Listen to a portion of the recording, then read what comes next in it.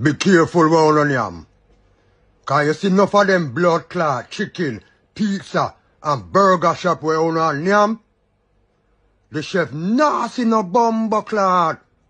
Them scratch them crotches, them scratch them body, them lick them finger, and then them go angle the food and go no. And no yammy. But no for no have iguana stomach anyhow. Some of no yam anything and nothing no do no. But you see if me ever yam out, and the blood clot food have any form of germs in there, or any blood clot, bacteria, or dirty blood clot oil, me end up with belly ache, Marley gripe, and fluxy complaint. But no for no have iguana stomach, so no when you have anything. But you see, if you no go in a some of them shop there, and you no go around the back where them a cook, the amount of dirt in there, you can sprinkle seed anywhere and the blood clot grow.